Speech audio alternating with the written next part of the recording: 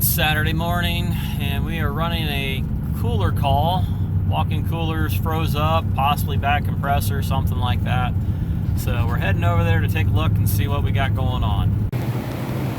Alright, so we've got a coil that's partially frozen here all the way across. That's a long old burger. 1, 2, 3, 4, 5, 6 fans.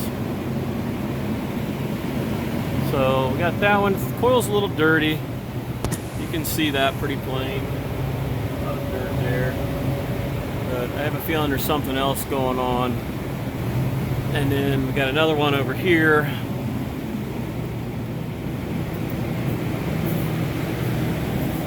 And this one looks fairly okay, other than being dirty again. And fins. So one of our guys lives nearby. He stopped over, tried to help me out. He turned it up to 80 so that it would shut off so it could start falling while I was heading this way. And then he thought maybe one of the compressors was bad possibly, so let's check it out and see what we got going on.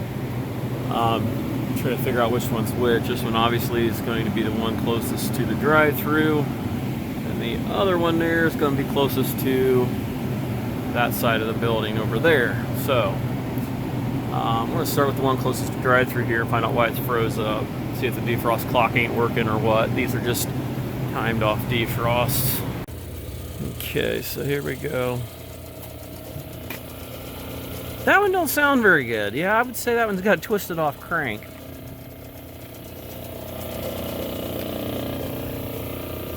It's pumping, or I should say it's rotating. He didn't have his gauges or nothing with him. I'd say this one's probably toast. Me oh my. Holy mackerel, these things are old, and my oh my oh my. So what he thought was maybe this one's low on charge, and a defrost clock possibly being, could be just defrost clock, and this one here, I about bet you it's not pumping. We'll go ahead and tie onto that and just see if it's even got any suction pressure. I bet it don't. Alright, so there's no cold coming back at all. This thing's beyond needing replaced. That looks like there's nothing in there. So let's take a look here and see what we've got. Oh, that came back on when it shouldn't have. Okay, suction pressure. 50 pounds. 50 pounds. I would say that's not good. For testing purposes, let's crank this thing in and see if it'll pull down, which I about guarantee it's not going to.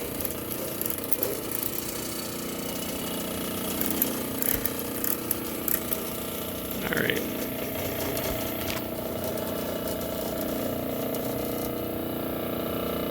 Yeah, it's not happening, Chuck. Not happening at all.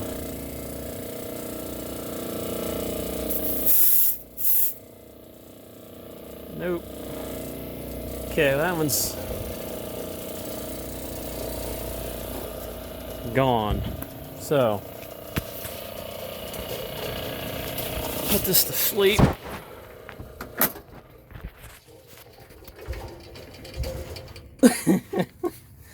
Yeah, it's twisted off something fierce. Good Lord. Alright, so we got this opened up.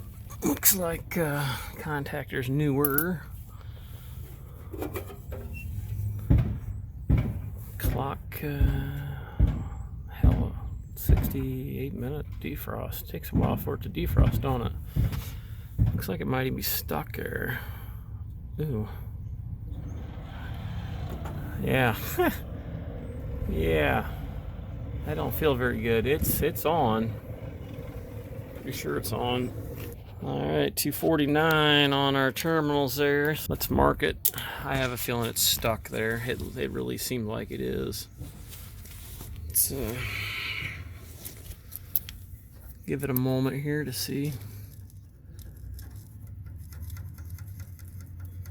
And there we go. Kind of in the center there. Let that set for a moment. It just does not. Let's see if we can hear it. I can't hear it turning in there, so we'll give that a moment. That coil in there, we're gonna see if maybe we can get the garden hose out, wash it out, which they've got one right there, convenient. Melt the ice, wash the coil, do it all at the same time. It might work out kind of nice. All right, their hose didn't work for crap. It leaked everywhere, so I've got mine hooked up, which I just found out I lost one of my nozzles, and I've been wanting to get a new one anyway. So these doors kind of make it kind of convenient, because you can just literally walk right through them or send a hose through. So we're going to go ahead and get some of this melted. All I have is cold water, but even cold water works decent. So we're going to wash all this crud off, the coils, and get them cleaned and get rid of the ice at the same time, or frost, whatever you want to call it. So we're going to kill two birds with one stone, and then we'll check the refrigerant charge. Might as well go ahead and wash out the condenser now that we got the hose out. Yeah, that's going to help it breathe a lot better. Just got another 10 foot to go. All right, so we got the evaporator completely cleaned out, washed off the condenser here. Got quite a bit of crud out of it. You know, this time of the year where it's still cold, not a big deal. Could have got away with it, but in less than probably a month or two, it's going to start getting warm, and next thing you know, the freaking thing's going to be overheating. It's been obviously probably 20 minutes, 15 minutes, and we haven't moved a bit on the clock there, so the clock is bad. I've been using a Stanley Fat Max hose, which has been pretty good because it kind of folds up, but it's not as convenient as that pocket hose. So I think I'm going to be switching over to the pocket hose. The only thing nice about this one was you could trim it and salvage it, but I've already had it break once. That pocket hose I used in the reach-in freezer worked awesome, and I think I'm going to go back to that. It's so much easier to fold up, especially when it's freezing cold weather and your hoses don't want to fold up for crap. Usually for anything major, I like using my rubber hose, but I'm going to probably pick up one of those pocket hoses for these weird, you know, little in and out things where you don't need to stretch it halfway across the country. So anyhow, let's get the clock changed. It's a 230 volt clock, and we'll see how our refrigerant level is. All right, so we got the new clock in there. Got the defrost time set exactly the same as before, like 68 minutes area. Went ahead and copied the times that they got there, 12, 8, and 4. So it should operate like it used to long ago. And we'll go ahead and turn this on. Then we got to go inside and turn the thermostat on, because the thermostat's still turned down. And for giggles, just to make sure, and I don't usually do this, I'll admit it, I'm going to mark it just to make sure the new one's working. Line it right up with the 20 there.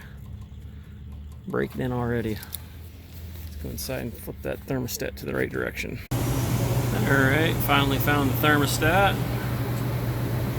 Set that thing back to decent temp.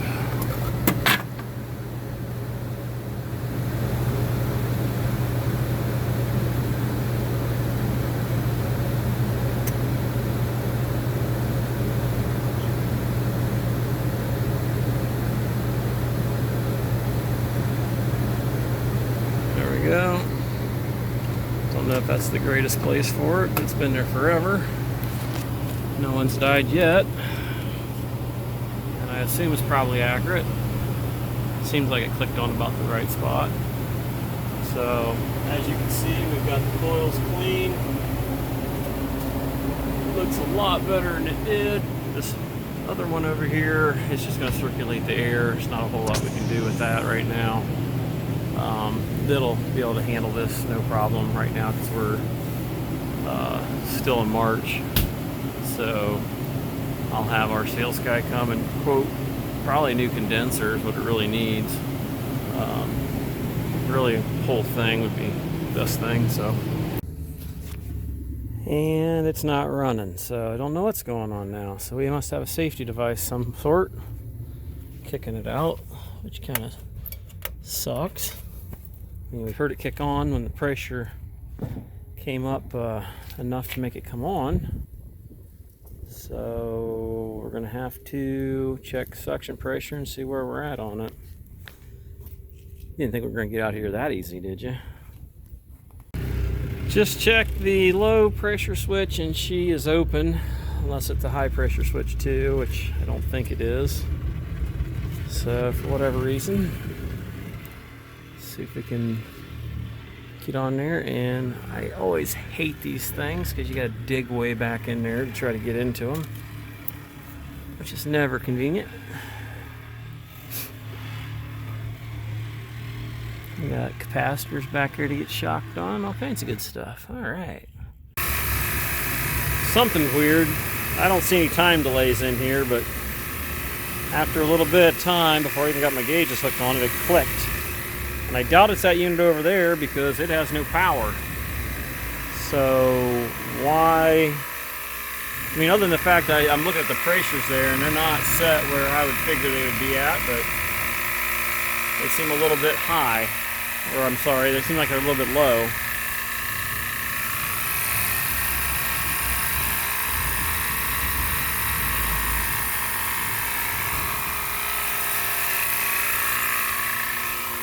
This thing was changed over to POE oil back in '01.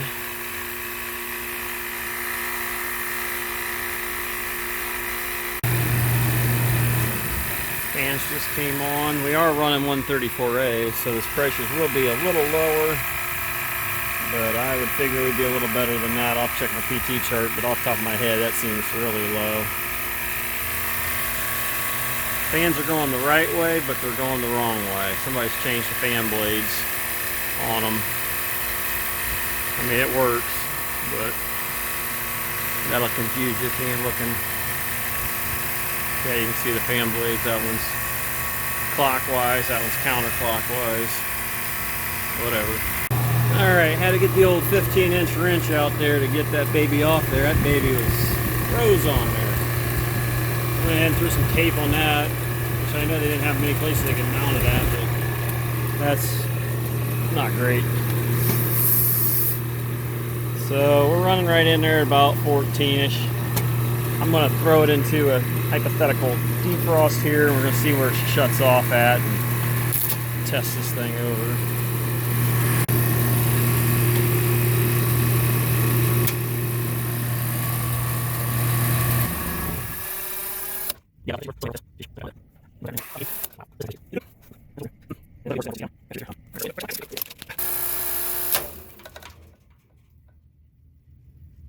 Yeah, them valves have got some issues, or solenoid ain't working worth a piss.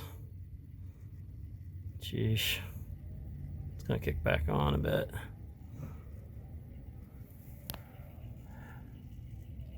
Ain't the most accurate thing in the world. About 18. Wow. This thing's got issues. Yep.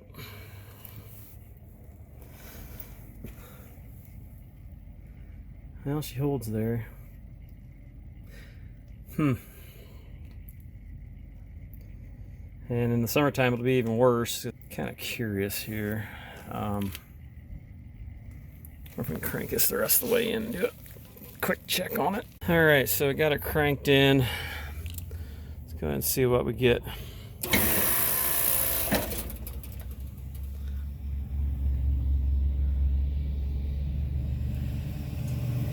She's holding, so I mean it's raising a little bit, but she's holding for the most part.